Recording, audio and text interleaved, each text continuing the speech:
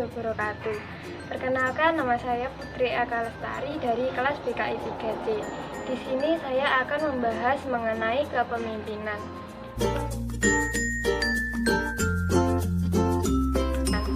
Kepemimpinan adalah kemampuan seseorang untuk mempengaruhi dan memotivasi orang lain untuk melakukan sesuatu sesuai tujuan bersama.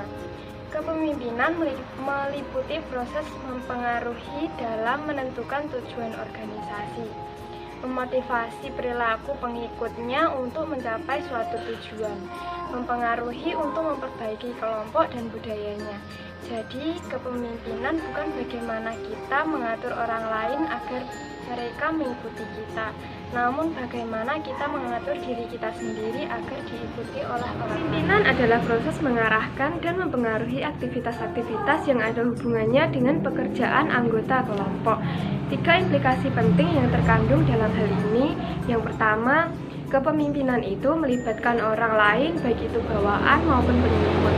Yang kedua, pemimpin melibatkan pendistribusian kekuasaan antara pemimpin dan anggota kelompok secara seimbang. Yang ketiga, adanya kemampuan untuk menggunakan berbagai bentuk kekuasaan yang berbeda-beda untuk mempengaruhi tingkah laku pengikutnya dengan berbagai cara.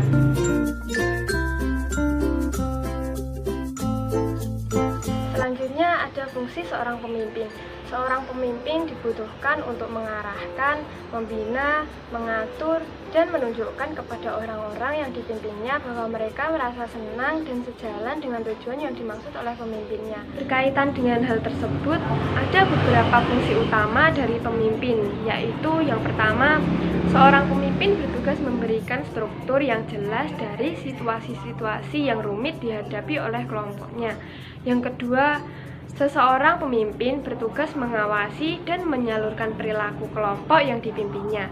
Ini juga berarti bahwa seorang pemimpin bertugas mengendalikan perilaku anggota kelompok dan kelompok itu sendiri. Yang ketiga, seorang pemimpin bertugas sebagai juru bicara kelompok yang dipimpinnya.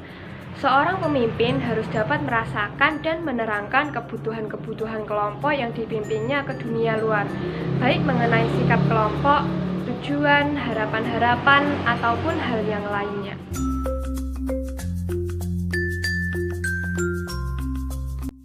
Tipe-tipe kepemimpinan. Yang pertama, tipe kepemimpinan otoriter. Tipe kepemimpinan ini menempatkan pada kekuasaan di tangan satu orang. Pemimpin bertindak sebagai penguasa tunggal. Kedudukan dan tugas anak buah semata-mata hanya sebagai pelaksana keputusan, perintah, bahkan kehendak pimpinan. Pimpinan memandang dirinya lebih dari segala hal dibanding dengan bawahannya. Kemampuan bawahan selalu dipandang rendah sehingga dianggap tidak mampu berbuat sesuatu tanpa diperintah. Yang kedua, tipe kepemimpinan bebas. Tipe kepemimpinan ini merupakan kebalikan dari tipe kepemimpinan otoriter. Pemimpin berkedudukan sebagai simbol. Kepemimpinan dijalankan dengan memberikan kebebasan penuh pada orang yang dipimpin dalam mengambil keputusan dan melakukan kegiatan menurut kehendak dan kepentingan masing-masing, baik secara perorangan maupun kelompok-kelompok kecil. Pemimpin hanya memfungsikan dirinya sebagai penasihat. Yang ketiga, tipe kepemimpinan demokratis. Tipe kepemimpinan ini menempatkan manusia sebagai faktor utama dan terpenting dalam setiap kelompok. Tipe pemimpin ini selalu berusaha untuk memanfaatkan orang yang dipimpin. Pemimpin demokratis adalah kepemimpinan yang aktif, dinamis, dan terarah. Kepemimpinan tipe ini dalam mengambil keputusan sangat mementingkan musyawarah yang ditunjukkan pada setiap jenjang dan di dalam unit masing-masing.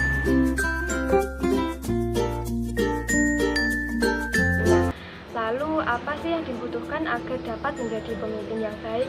Tentu saja banyak yang perlu dilakukan untuk menjadi seorang pemimpin.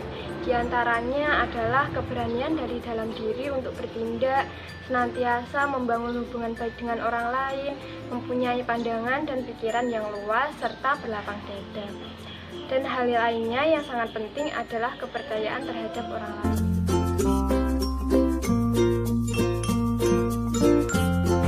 Sifat pemimpin. Yang pertama, energi jasmaniah dan mental. Hampir setiap pribadi kepemimpinan memiliki tenaga jasmani dan rohani yang luar biasa, yaitu mempunyai daya tahan keuletan, kekuatan, atau tenaga yang istimewa. Yang kedua, kesadaran akan tujuan dan arah.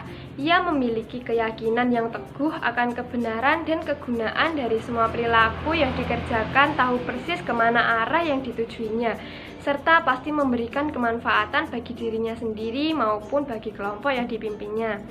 Yang ketiga, antusiasme.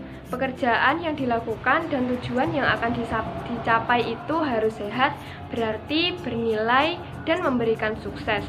Serta yang keempat, keramahan dan kecintaan. Affection itu berarti kesayangan, kasih sayang, cinta, simpati yang tulus, disertai kesediaan berkorban bagi pribadi-pribadi yang disayangi. Sebab pemimpin ingin membuat mereka senang, bahagia, dan sejahtera. Yang kelima, ada integritas. Pemimpin itu harus bersifat terbuka, merasa butuh bersatu, sejiwa, dan seperasaan, serta merasa senasib dan sepenanggungan dalam satu perjuangan yang sama. Yang keenam, penguasaan teknis. Setiap pemimpin harus memiliki satu atau beberapa kemahiran teknis tertentu agar ia mempunyai kewibawaan dan kekuasaan untuk memimpin kelompoknya. Yang ketujuh, ketegasan dalam mengambil keputusan. Pemimpin yang berhasil itu pasti dapat mengambil keputusan secara tepat, tegas, dan cepat sebagai hasil dari kearifan dan pengalamannya. Yang kedelapan, kecerdasan. Kecerdasan yang dimiliki oleh setiap pemimpin itu merupakan kemampuan untuk melihat dan memahami dengan baik, mengerti sebab dan akibat kejadian, menentukan hal-hal yang krusial, dan cepat menemukan cara penyelesaian dalam waktu yang singkat. Yang kesembilan, keterampilan mengajar. Pemimpin yang baik itu adalah seorang guru pula yang mampu menuntun, mendidik, mengarahkan, mendorong, serta menggerakkan anak buahnya untuk berbuat sesuatu. Yang ke-10 adalah kepercayaan. Keberhasilan pemimpin itu pada umumnya selalu didukung oleh kepercayaan anak buahnya. Teori-teori kepemimpinan. Yang pertama ada teori otrokrasi. Kepemimpinan menurut teori ini didasarkan atas perintah-perintah, paksaan, tindakan. Ia melakukan pengawasan yang ketat agar semua pekerjaan berlangsung secara efisien. Yang kedua ada teori psikologis. Teori ini menyatakan bahwa fungsi seorang pemimpin adalah memunculkan dan mengembangkan sistem motivasi terbaik untuk merangsang kesediaan bekerja daripada pengikutnya. Pemimpin merangsang bawahan agar mereka mau bekerja guna mencapai sasaran-sasaran. Yang ketiga ada teori sosiologis.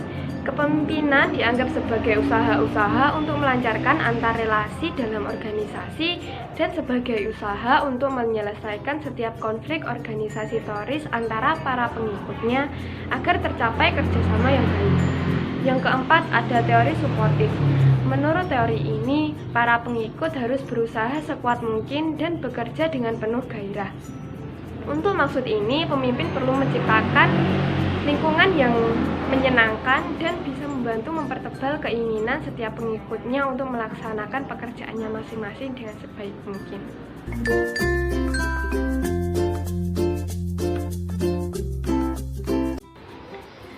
Sebagai contoh yang saya ambil dari lingkungan tempat saya tinggal, saya juga pernah mengalami, dengan kata lain, saya juga termasuk di dalam organisasi tersebut. Organisasi tersebut memiliki seorang pemimpin yang dipilih melalui voting. Setelah beberapa bulan berjalan, organisasi tersebut terlihat tidak berkembang, dikarenakan pemimpin yang kurang memiliki kepercayaan diri untuk bertindak, selalu merasa canggung dalam menyampaikan sesuatu. Padahal hal tersebut sangat penting dimiliki oleh seorang pemimpin. Ditambah lagi, beliau belum memiliki pengalaman dalam memimpin suatu organisasi. Kesimpulan yang dapat diambil dari contoh tersebut adalah gaya kepemimpinan mempengaruhi jalannya suatu organisasi yang dipimpinnya. Demikian yang dapat saya sampaikan. Jika ada kesalahan, mohon dimaafkan. Wassalamualaikum warahmatullahi wabarakatuh.